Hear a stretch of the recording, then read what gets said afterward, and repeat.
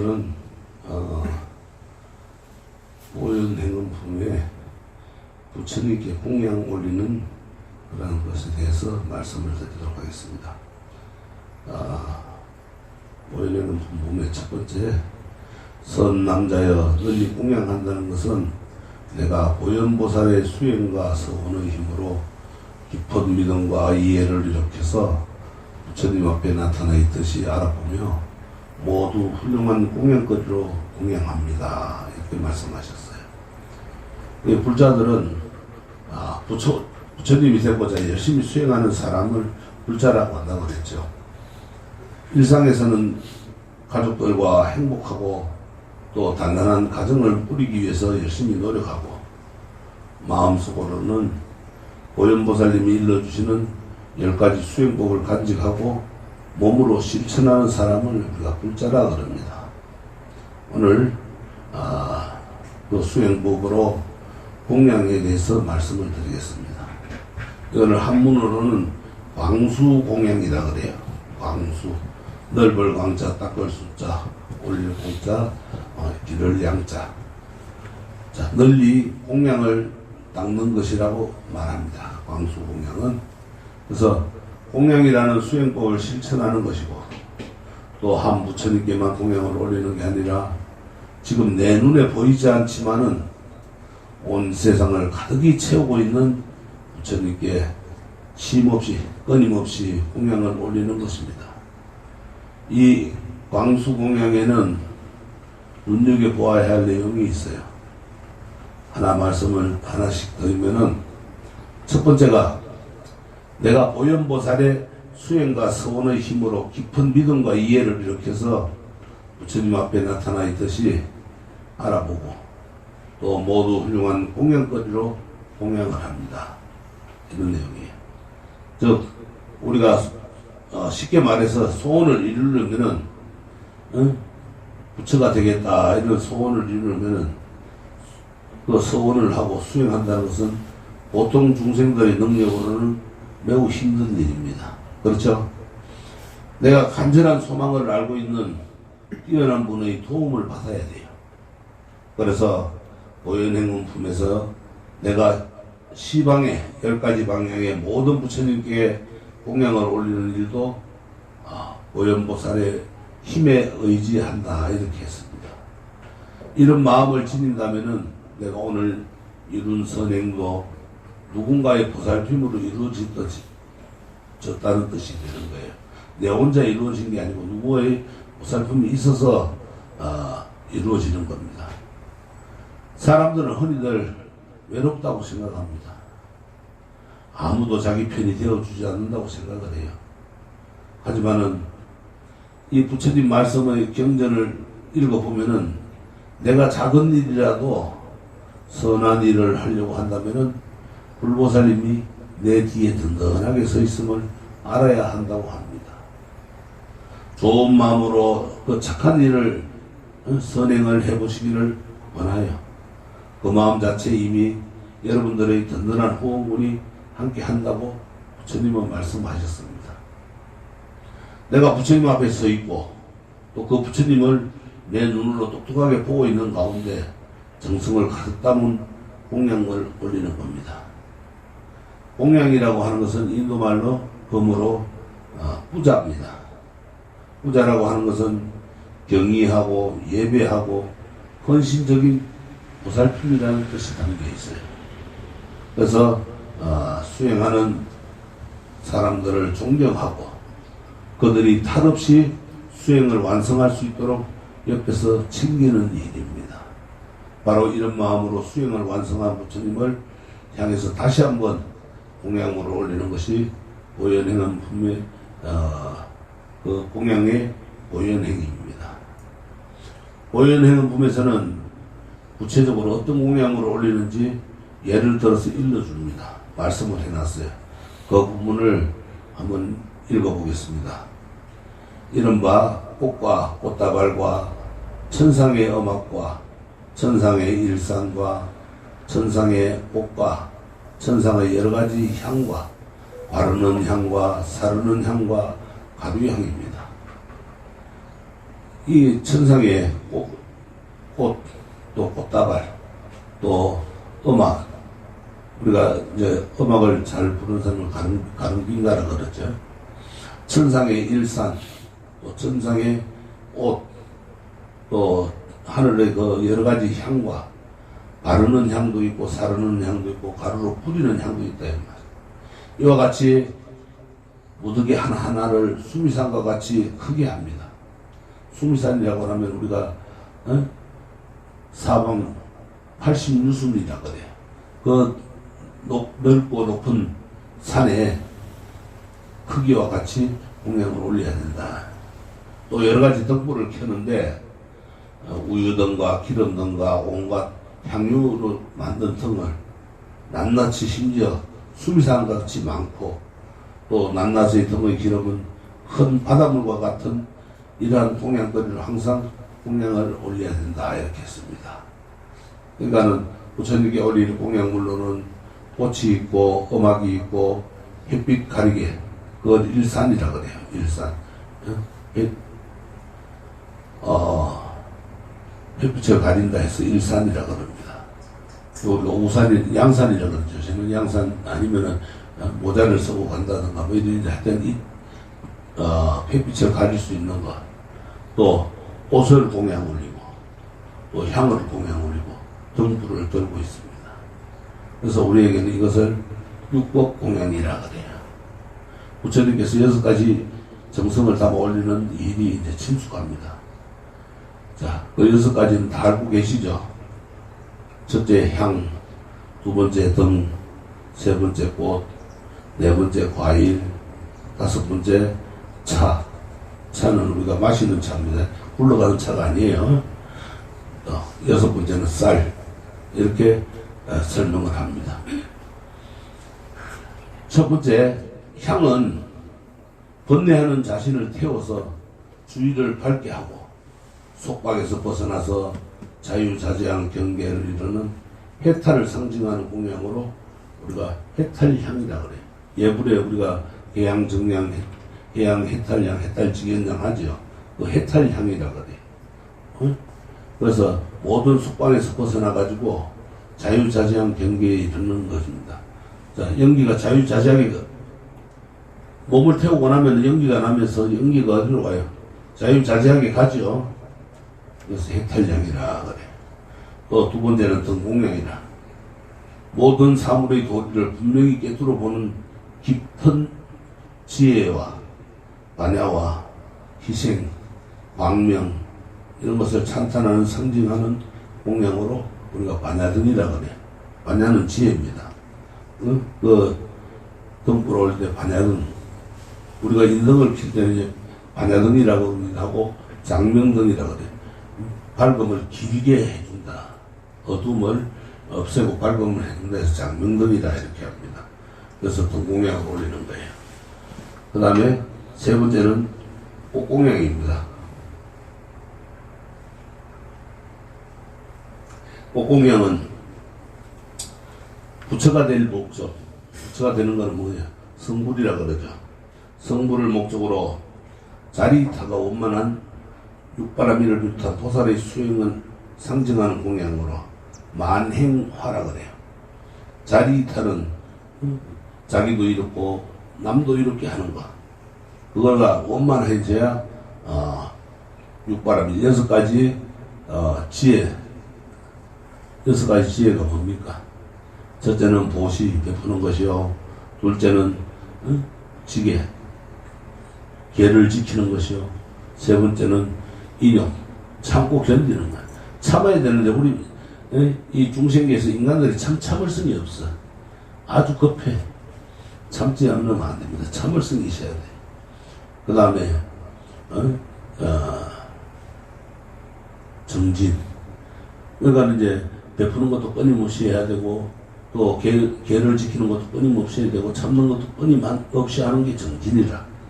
정진을 계속 하다 보면은 선정, 고요함에 들어갑니다. 내 마음이 편안해져. 그 다음에 이제 선정에 들다 보면은 지혜가 생기는 거야. 지혜. 깨달음에 이른다 이 말이야. 이거를 수행하는 상징하는 공양으로 만행화라 그래. 응? 아주 많은 그러한 것을 행하는 겁니다. 또 꽃을 피우기 위해서는 인고의 세월을 견딘다고 하죠. 그래서 수행을 뜻하고, 또 장음을 할 때, 화려하게 할 때는 꽃으로 장음을 하죠. 또 찬탄, 기쁨을 나누기 위해서도 또 꽃으로 장식을 하게 됩니다. 이런 것을 상징합니다. 그래서 우리가 꽃공양은 육바라밀을 비롯한 행을 하기 위해서 만행화를 하고, 또 꽃을 피우기 위해서 우리가 인고의 세월을 견디는 것 같이 참고 견디고, 그래서 모든 장엄과 찬탄을 하는 상징입니다. 네 번째는 과일입니다. 과일은 불교 최고 이상인 깨달음을 상징하는 공명으로 보리과라 그래요. 보리과. 갖가지 색깔의 과일이 나무에서 스스로 무르익어서 일체 중생을 먹이고도 남는 것을 의미합니다. 그래서 보리과라 그래요. 깨달음을 얻으면은 모든 중생들을 이롭게 하잖아요. 부처님이 모든 중생을 이롭게 하잖아요. 그죠? 그러니까 보리과라 그래요. 그 다음에 다섯 번째는 차, 다공양이라 그래. 생사를 초월한 경진인 열반을 상징하는 공양으로 감노다라 그래요. 감노다. 감노라는 것은 달감자 이설로 하늘에서 내린다는 단맛의 이설인데, 영원히 살 수 있게 하는 불사약이라고 합니다. 이 감노다를 마시면은 영원히 살 수가 있어. 근데 감노다를 구할 수가 있어요, 없어요? 없죠. 없으니까 영원히 못 사는 거라. 깨달음을 얻으면 영원히 살 수가 있어요. 그 다음에 여섯 번째는 쌀이라. 쌀 밑자를 써서 쌀을, 진리의 가르침을 듣고 선정을 통해 얻는 환희한 마음을 상징하는 공양으로 선열미라 그래. 선열미. 기쁨을 상징하는. 그렇잖아. 우리 배고플 때 공양하고 나면 어때요? 배부름에 포만한 걸 느끼고 기쁨을 느끼죠. 네? 배고플 때 밥 먹고 나면 어때요? 그래서 기쁜 마음이 생기죠. 그래서 우리가 이걸 깨달음의 열매라 해가지고 선열미라 그래요. 그래서 우리가 부자님들은 부처님께 올리는 공양으로 이 6가지를 정성을 다해가지고 그렇게 공양을 올립니다. 우리가 부처님께 올리는 공양은 적든 많든 내 정성이 들어가면 되는 거예요. 그러니까는 기도날 오면은 육법공양 중에 하나라도 정성껏 올리면 됩니다. 나는 기도비 냈으니까 정성 공양 안 올려도 되겠지, 이런 거는 불자의 도리가 아니라, 그러니까는 기도비는 기도비고 공양으로 올리는 것은 정성껏 올려야 됩니다.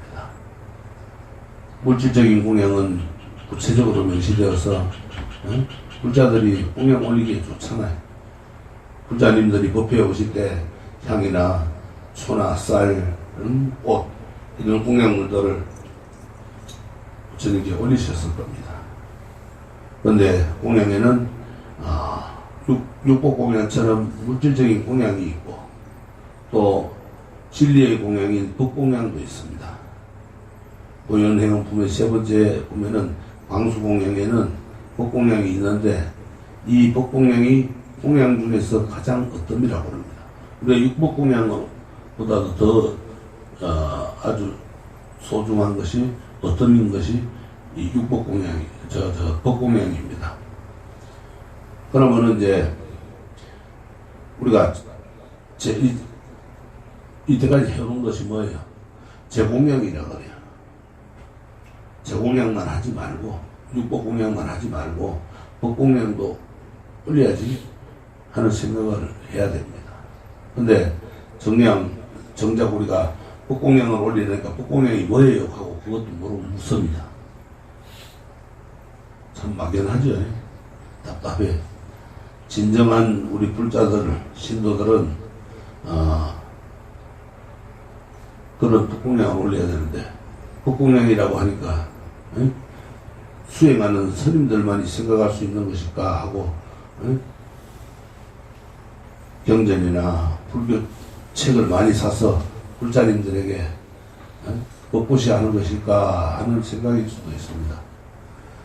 너무 우리가 그렇게 크게 막연하게 하지 않아도 돼요. 아주 친절하게 법공양이 무엇인지 이제 설명하고 있어요. 보현행 보면은, 그걸 보면은 이런 말이 나옵니다. 모두 따라해 보세요. 선남자여, 모든 공양 가운데는 법공양이 어뜸입니다.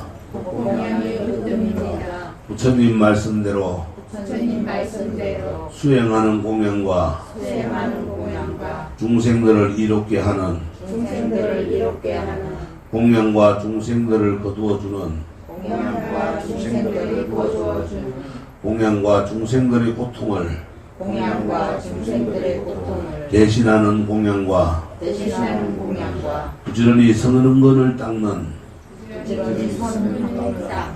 공양과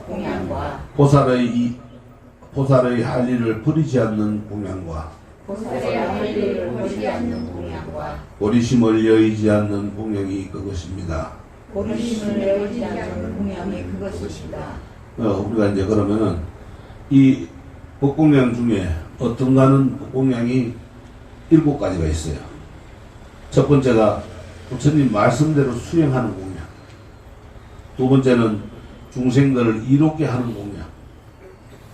세 번째는 중생들을 거두어주는 공양. 또 네 번째는 중생들의 고통을 대신하는 공양. 다섯 번째는 부처님의 성근을 닦는 공양. 여섯 번째는 보살의 할 일을 버리지 않는 공양. 일곱 번째는 보리심을 여의지 않는 공양입니다. 하나씩 우리가 말씀을 드리면은, 첫 번째 부처님 말씀대로 수행하는 공양이 어떤 것이냐. 우리는 불자죠, 그죠? 부처님 말씀을 말씀대로 기도도 하고 그 가르침대로 살아가고자 하는 그러한 불자이죠. 불자라고 하는 건 쉽게 말하면은, 불자가 뭐냐 물으면은 부처님 가르침을 따라서 살아가는 사람입니다, 이렇게 얘기해요. 부처님을 가르침을 따라서 살아가는 사람, 그게 불자라. 그렇다면은 부처님이 무엇을 말씀하셨니 귀담아 들어서 잘 듣고 그대로 몸으로 실천해야 됩니다. 실천하지 않으면 불자가 아니에요. 그리고 몸으로 실천해봐야 부처님이 말씀이 옳았는지를 증명할 수 있어요. 부처님이 뭐라 말씀해놨는데 그것이 옳은지 안 옳은지는 내가 실천해봐야 되는 거야. 그러면은 어떤 가르침을 실천하면 우리가 부처님 말씀을 그대로 가르침대로 실천할 수 있을까요? 첫 번째는 10가지 선업을 실천하는 겁니다. 10가지 선업이라고 하는 것은, 첫째, 살생하지 말고, 두 번째는 자기 것 아닌 것에 탐내지 말고, 도둑질하지 말고, 세 번째는 사음하지 말고, 그릇된 이성관계를 맺지 않는 것, 그것이 세 번째고, 네 번째는 사실이 보고 있는 그대로를 말을 해야지 거짓말하면 안 된다. 그 다음에 양설, 남의 사이를 이간질하는 말을 하지 않고, 그 다음에 거칠고 악한 말, 악담을 하지 말고 부드럽고 상냥한 말을 하고, 또 때에 맞춰서 솔직하고 진실한 말을 하고, 그 다음에 남의 가진 것을 탐하지 말고, 남의 가진 걸 보고 저거 내가 가졌으면 하는 이 마음을 생각해도 그 도둑질이라, 그런 걸 탐하지 말아야 돼. 그 다음에 마음에 분노를 느끼지 말고 화를 느끼지 말아야 말이야. 화를 내지 말고, 그 다음에 올바른 견해, 즉 내가 바로 보는 거. 이런 인과법을 믿는 거예요. 그러니까 어리석음을 갖지 마. 어리석은 짓을 하지 말란 말이에요. 올바른 견해를 올바르게 살아라 이 말이에요.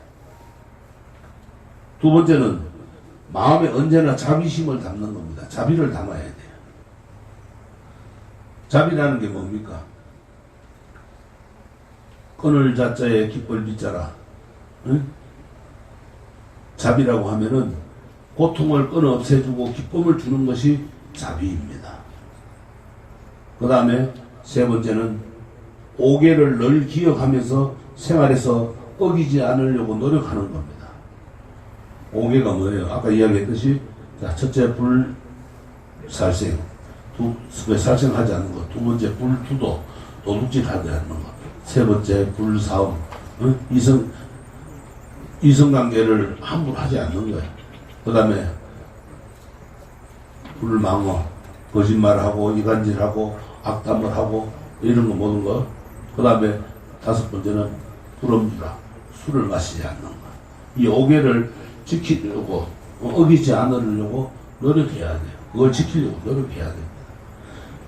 그리고 이제 네 번째는 다른 이에게 그들이 원하는 것을 흔쾌히 베푸는 보시를 실천해야 돼요. 베풀어줘야 됩니다. 살면서 이 네 가지를 해보는 겁니다. 부처님은 제가 볼 자들에게 법문을 하실 때면 늘 이 네 가지를 말씀하신 겁니다. 이 말씀대로 하루하루를 살아가는 것, 이것이 바로 부처님이 우리에게 가장 받고 싶어하는 공양이라는 걸 기억해야 됩니다. 북공양이라고 하면 이렇게 네 가지를 잘 지키는 거예요.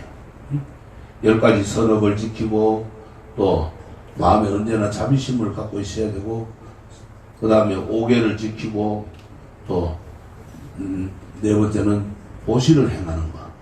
이것이 우리가 부처님께서 받고 싶어하는 공양입니다.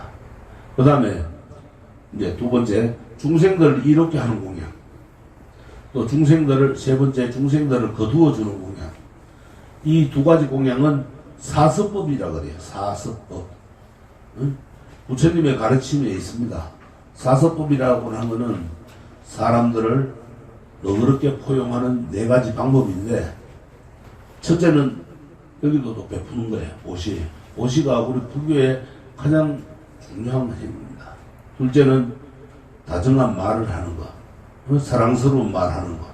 애어라 그래요. 셋째는 이웃 사람들을 이롭게 하는 것.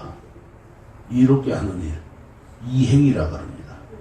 넷째는 이웃과 동료와 언제나 늘 함께 하는 것. 동사라 그래요.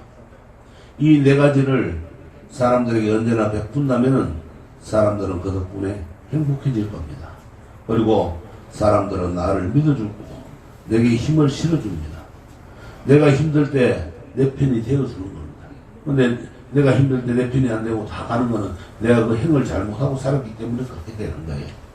그리고 이것이 바로 부처님이 받고 싶어하는 그런 법공양입니다. 그 다음에 네 번째는 중생들의 고통을 대신하는 공양입니다. 흔히들 사람들은 이렇게 말합니다. 기독교의 예수는 사람들의 죄를 대신받았고 부처님은 사람들의 종교적 방황을 대신하였다고 말합니다. 그렇다면은 우리가 부처님을 믿고 불자로서 살아가면서 발심한 여러분들은, 마음을 내신 분들은 이렇게 보살의 정의를 내릴 수가 있어요. 보살이 어떤 사람이냐? 세상 사람들이 힘들어하는 것을 대신해주는 사람. 그게 보살이라. 그러니까 중생들의 괴로움을 대신 받는다는 것을 아주 거창하게 여길 필요는 없어요. 지하철이나 버스에서 자리를 양보하고 또 무거운 짐을 대신 들어주고 일을 나누어서 함께하고 등등 이런 일들이 바로 부처님에게 비싼 공양을 올리는 것보다 더 가치 있는 공양을 올리는 셈이 됩니다. 우리 이웃들에게 베푸는 게 완전으로 많습니다. 그리고 이것이 바로 부처님께서 진짜 받고 싶어하는 그런 공양이라. 그 다음에 다섯 번째는 부지런히 선근을 닦는 공양입니다. 사전에 보면 선근은 선을 나무의 뿌리에 비유해가지고 말한 것입니다. 좋은 보답을 가져오는 착한 행위, 또 공덕의 근이라는 뜻입니다. 그래서 선의 뿌리가 탄탄하게 내려진 겁니다. 선은 꾸살라라고 그러는데, 꾸살라라는 이 말은 능숙하고 유익하고 착한이라는 그런 뜻입니다. 그래서 자기 인생을 능숙하게 이끌어가는 것이 선이고, 자기 인생에 유익한 것이 선은, 또 부지런하니 성근을 닦는다는 말은 자신과 이웃, 또 세상에 유익한 것이 무엇인지 늘 생각하고 실천하는 일을 쉬지 않는 겁니다. 이런 사람은 하는 일이 모두 선한 일입니다. 왜냐하면 선의 뿌리를 내렸기 때문에. 부처님이 원하는 공양은 바로 이런 거예요. 그 다음에 6번째는 보살이 할 일을 버리지 않는 공양. 또 7번째, 보리심을 여의지 않는 공양. 공양 중에 어떤 법공양의 마지막 항목 역시 보살과 보리심이라. 보리심은 부처님 마음이죠. 보살이 어떤 사람인가에 대해서는 많은 분들이 알고 계십니다. 다시 한번 말씀을 드리면, 보살은 깨달음을 추구하는 중생입니다. 깨달음을 보리라 그러고, 추구하는 중생을 살타라 그래. 그래서 보리살타라 이럽니다. 그걸 줄여가지고 보살이라 그러는 거예요. 지금 이 오늘 신중전에 참석하신 모든 분들은 보살이십니다. 보살이 해야 할 일은 딱 2가지입니다. 첫째는 자신이 지혜를 얻기 위해 마음 공부를 열심히 하는 것이고, 둘째는 자신의 지혜로 이웃과 사회를 행복하게 해주는 겁니다. 첫째는 그래서 보리를 구하는 일이요, 둘째는 중생을 교화하는 일입니다. 이걸 우리가 상부보리 하와 중생이라 그래요. 자, 흔히들 불교 교리가 너무 어렵고 심오해가지고 도저히 이해하기 어렵다고 하는 그런 사람들이 많죠. 그럴 때는 교리 공부라고 생각하지 말고 이웃을 위해 자신이 할 수 있는 일을 기분 좋게 최선을 다해서 해보시기를 우리가 권합니다. 생색 내지 말고 단 상대방이 원하는 일을 해줘야 됩니다. 생색 내고 하면은 아무 소용이 없는 거예요. 그리고 그 일이 상대방을 진정히 위하는 일이어야 돼요. 그리고 그것을 할 때 기쁜 마음으로 하는 겁니다. 사소하면 사소하다고 할 수 있고, 이런 것은 보살의 수행입니다. 또 6가지 수행법도 있어요. 육바라밀이라고 하는 건데, 아까 이야기했죠. 보시, 지계, 인욕, 정진, 선정, 안야를 이웃을 위해 해보는 겁니다. 육바라밀이 보살이 해야 할 일이고, 부처님께 올리는 공양 중에 어떤가는 공양입니다. 그리고 마지막 7번째로 보리심을 여의지 않는 공양이 있습니다. 사람들은 평소에는 부처님과 보살님의 말씀을 생각하지 않아요. 그러다가 힘들고 지치면 그때 부처님을 찾고 보살을 찾고 이렇게 생각하고 합니다. 늘 생각하며 지내야 하는 것, 이것이 연물이고 기도인 겁니다. 옛선 노스님들은 하시는 말씀이 노는 입에 연불하라 그랬어요. 늘 그렇게 해야 되는 거예요. 기쁠 때나 슬플 때나 또 힘들 때나 불보살님을 생각해야 하는 겁니다. 보리심도 그렇게 지내야 돼요. 보리심이라고 하는 거는, 보리라는 거는 깨달음이라고 그랬죠. 부처의 깨달음. 그럼 그 마음이고, 이 마음은 부처가 되겠다는 다짐이에요. 그거를 발심이라, 이렇게 길을 발자 발심이라 그래요. 내가 아는 것도 없고, 배운 것도 없고, 들어도 자꾸 잊어버리니까 부처가 됐다는 것은 어불성설이라고 생각해서는 안 돼요. 나도 하면 됩니다. 예, 어떻게? 내가 할 수 있는 한에서 최선을 다해서 마음 공부를 하면 되는 거예요. 언제 어디서나 어떤 상황에서나 나는 부처가 되겠다는 보리심을 마음에 간직하는 것, 이것이 바로 부처님이 가장 어떤 하는 공양, 다시 말하면은 부처님이 가장 받고 싶어 하는 공양입니다. 이렇게 법공양을 아주 잠깐이라도 하는 것은 육법공양과 같이 제물로 하는 공양보다 그 공덕이 아주 크다고 노연행문품에서 말씀해 놨어요. 왜 그럴까요? 왜 그렇게 어떤 법공양이 어떤이라고 그랬겠어요? 모든 부처님들은 법을 존중하기 때문입니다. 부처님의 말씀한 대로 수행하는 것이 부처님을 출생하게, 태어나게 하기 때문입니다. 만약 모든 모습들이 공양을 행하면 이것이 곧 부처님께 공양함을 성취하는 것이고, 이와 같이 수행함이 진실한 공양이기 때문입니다. 그래서 부처님은 모든 법을 존중해요. 그것이 진실한 공양이 됩니다. 그래서 법대로 공양하는 법공양이야말로 부처님의 의 중에 딱 맞는 겁니다. 더불어서 부처님 말씀대로 실천하고 수행하면은 그 사람은 곧 부처가 되는 겁니다. 이를 경전에서 부처님을 출생한다 이렇게 합니다. 태어난다 이렇게 합니다. 7가지 법공양을 대체로 이웃과 사회와 중생을 향한 보살행인데, 오연행은품에서는 이런 행위 바로 부처님께 공양함을 성취하는 일이라 이렇게 했습니다. 꼭 법당에 와가지고 앉아 계시는 부처님께 공양하는 것만이 공양이 아니고, 내가 서 있는 내 주위에 있는 모든 이웃들에게 7가지로서 법공양을 하는 것이 바로 진정한 법공양입니다. 그래서 말씀을 의미하자면은 중생을 부처님처럼 생각하는 뜻으로 이어집니다. 여러분들 주위에 있는 모든 중생들이, 모든 사람들이 다 부처님이에요. 집에 가면은 저사님은 아버지는 아버지 부처님, 어머니는 어머니 부처님, 자식은 자식 부처님, 다 부처님이다. 이런 공양을 세상이 다 하도록 쉬지 않고 멈추지 않는 것이 필요하고, 또 실정 내거나 피곤하다고 느끼게 해서는 안 됩니다. 하라 그러니까 에이 뭘 그걸 해가고 무시하거나, 아니면은 시간도 없고 바쁜데 뭘 그걸 하느냐고 이렇게 해서도 안 됩니다.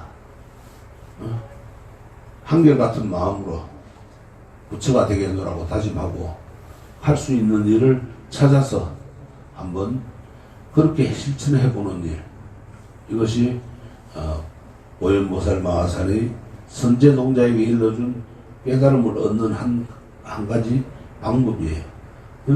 선제동자가 53선지식에게 가가지고 법을 구하는 것처럼 이 법공양하는 것, 공양 중에 어떤 법공양하는 것도 깨달음을 얻는 한 가지 방법이 된다 이 말이에요. 여러분들이 잘 실천하시길 바랍니다. 아시겠죠? 네. 예, 성불하십시오.